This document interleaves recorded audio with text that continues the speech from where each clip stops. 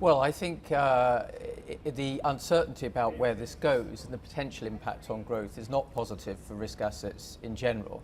So I think the focus really is on the uncertainty about where this ends and what the retaliation may be. So I would say it's not a positive overall in terms of people's attitude towards risk, or at least financial markets in general. And the specific companies, the stocks that have exposure to these measures that may take effect next Monday, the 24th, do you see them as really struggling over the next few days, or do you think that they'll be able to shrug it off like we're seeing in Europe now? Well, I think, remember, this was well flagged that we would have this 200 billion. The question was really a little bit more about what the size of the tariffs on that amount would actually be. And in a sense, what's been announced is rather less than people were fearing.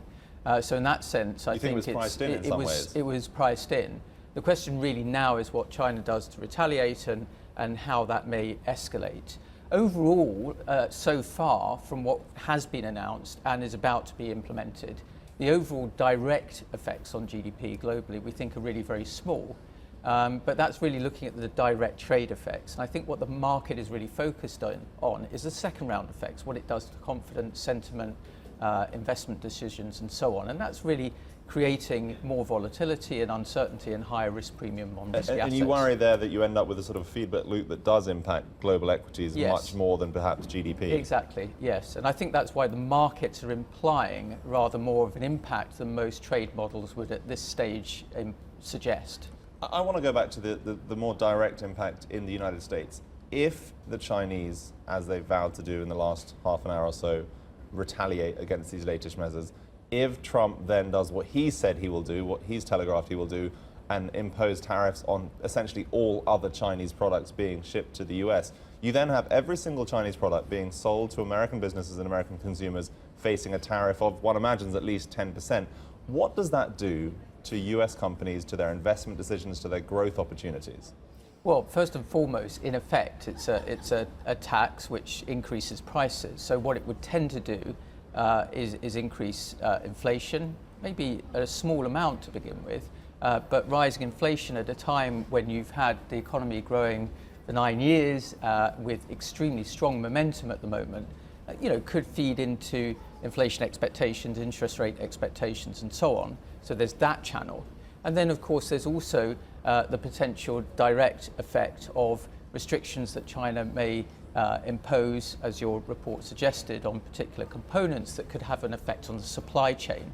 And a target may be technology companies, which of course have been the main driver of the equity bull market that we've seen in the US and beyond. So there are clearly effects over and above the direct trade impact that we've seen so far. So what would your advice be to your colleagues and to your firm's clients based on what's been announced over the last 14 hours or so?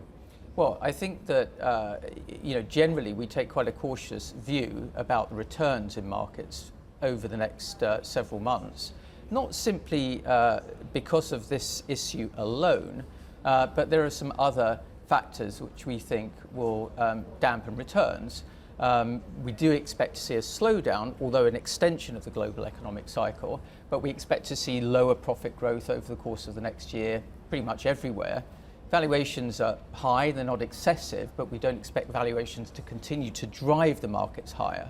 And we already have record margins. It's difficult to see them going much higher from here, particularly if we get an escalation of these trade concerns. So we're looking at relatively low returns, and we're suggesting that people balance exposure to risky assets like equities with higher weightings in cash right now. So lower profit growth, lower margins, higher volatility in the months ahead.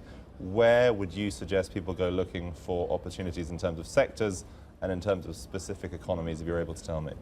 Well, I think, first of all, I would make a distinction between the medium-term trend and tactical opportunities.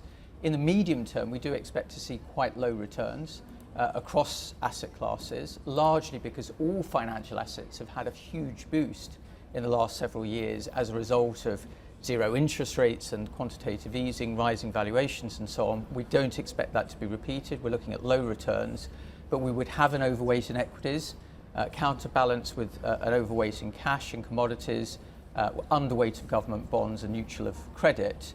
Tactically, I think actually within the equity space, there is an opportunity in emerging markets, and true also for EM currencies and credit, which are beginning to look relatively cheap.